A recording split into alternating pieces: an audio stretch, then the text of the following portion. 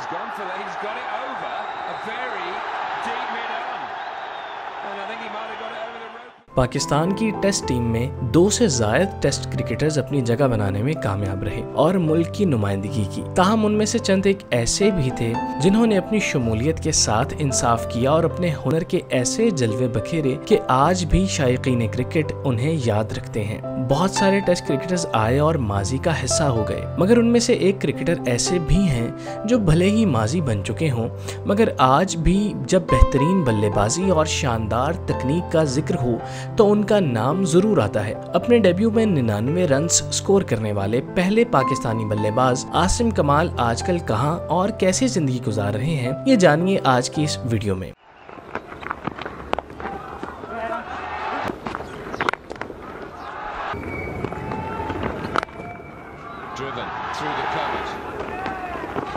आसिम कमाल कराची में रिहाइश पजीर हैं, मगर वो काम के सिलसिले में इस्लामाबाद आते जाते हैं, जिसकी वजह से उन्हें क्रिकेट के मामलात पर बात करने क्रिकेट मुबस्सिरीन की जानिब से मदऊ किया जाता है। अपनी बल्लेबाजी से हरीफ गेंदबाजों के छक्के छुड़ाने वाले आसिम कमाल ने क्रिकेट के मैदान से जबरी रिटायरमेंट के बाद अपनी जिंदगी को दीन इस्लाम की तबलीग और तरवीज के लिए मुख्तस कर लिया।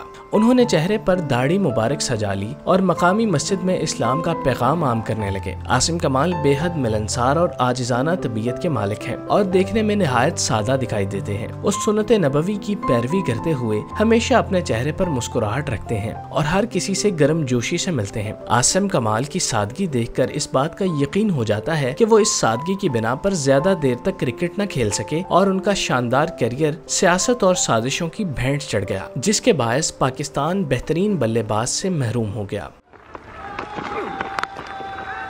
That's a strong drive to the offside. Asim Kamal will be off the mark in grand style. South Africa के खिलाफ टेस्ट डेब्यू करने वाले आसिम कमाल ने पहले मैच में ही अपनी कारकर्दगी के सबब सबका दिल जीत लिया और अपनी सिलेक्शन को सही साबित कर दिया। उन्होंने साउथ अफ्रीका के खिलाफ 99 रन्स की शानदार इनिंग्स खेली, जिसमें उनकी जानिब से लगाए जाने वाले दिलफरेब शॉट्स पर कमेंटेटर्स और शायकीन क्रिकेट दाद दिए बगैर न रह सके। उनको क्रिकेट खेलते देखकर कोई नहीं कह सकता था कि वो डेब्यू मैच खेल रहे हैं। उनकी बल्लेबाजी में इस कदर क्लास और नफासत पाई जाती थी कि देखने वालों को मजा आ जाता था। वो अपने खेल को हालात के मुताबिक ढाल कर खेलते थे और किसी भी तरह के जज्बात में नहीं आते थे। उन्हें अपने आसाब पर मुकम्मल कंट्रोल था, जिसकी वजह से वो किसी भी सूरत हाल में बेवकूफ़ी या जल्दबाजी के मुर्तकिब नहीं होते थे। उनकी ये आदत सिलेक्टर्स और कोचेस को भा गई और उन्होंने आसिम कमाल को टेस्ट टीम का मुस्तकिल हिस्सा बना लिया।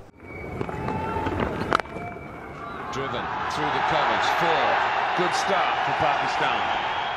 साउथ अफ्रीका में अपने बल्लेबाजी की धाक बिठाने के बाद उन्हें ऑस्ट्रेलिया और भारत के खिलाफ खेलने का मौका मैसर आया, जिसमें उनके बल्ले ने खूब रन स्कोर किए। ऑस्ट्रेलिया जैसी मुश्किल पिच में भी आसिम कमाल ने अपनी तकनीक की बुनियाद पर कैंगरूज को अपनी विकेट लेने से बाज रखा और उनकी खूब दुर्गत बनाते हुए स्कोर बोर्ड पर 81 रन जड़ दिए। इस सीरीज में भी सबकी नजरें आसिम कमाल पर रहीं और उन्होंने अपनी कारकर्दगी से एक बार फिर सबको अपना गर्विदा बना लिया। Flashed it to the offside. There's a little bit of width.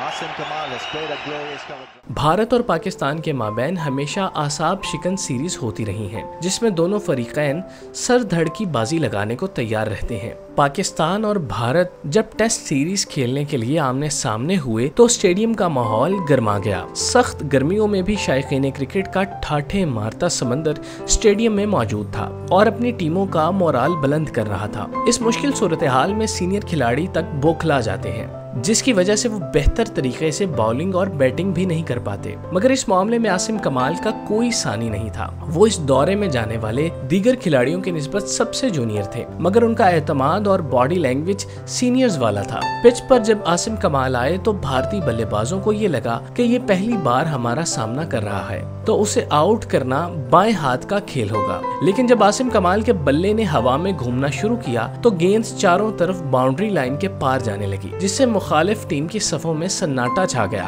Anil Kumble और इरफान पठान जैसे तजुर्बाकार बॉलर्स आसिम कमाल के सामने डोमेस्टिक क्रिकेट के गेंदबाज लग रहे थे, जिनके लिए नो आमोज आसिम को आउट करना किसी मार्के से कम नहीं था। भारत के तमाम बॉलर्स ने एड़ी चोटी का जोर लगा दिया, मगर आसिम कमाल किसी के हाथ नहीं आए और अपनी शानदार इनिंग्स खेलते रहे। उन्होंने इस सीरीज में 91 और 73 रन की शानदार इनिंग्स खेली और टेस्ट क्रिकेट में अपना नाम मजीद ऊंचा कर लिया।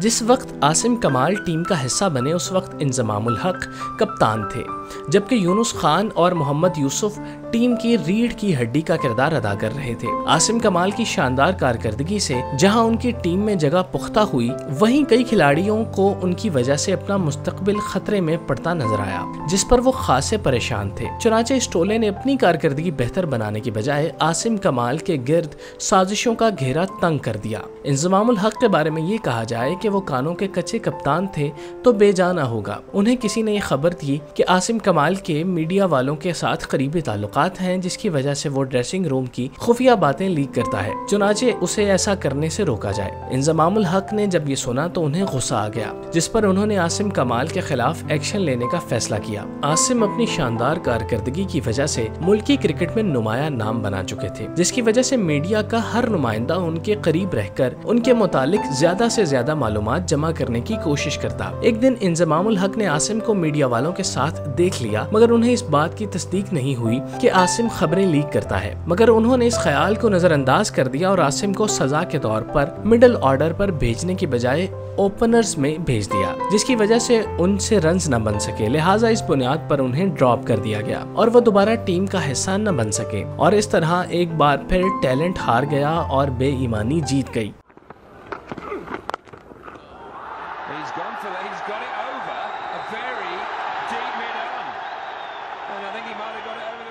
आसिम कमाल को इस तरह से खुडे लाइन लगाने पर किसी ने कोई भी सवाल नहीं उठाया और न ही बोर्ड ने इस मामले पर वजाहत तलब करना जरूरी समझा। मुल्क के लिए खेलने को एजाज समझने वालों के साथ इस हद तक हतक-आमेज सुलूक किया जाता है। इसके बावजूद किसी के कान पर जूं तक नहीं रेंगती और न ही किसी ने लबकुशाई करने की जसारत की। जिन्होंने आसिम कमाल का कैरियर तबाह किया वो आज लेजेंडरी क्रिकेटर के तौर पर जाने जाते हैं। हालांकि ये वो क्रिकेटर्स हैं जिनके हाथों पर इस मुल्क के टैलेंट के खून के धब्बे हैं और ये धब्बे कभी नहीं धुल सकते।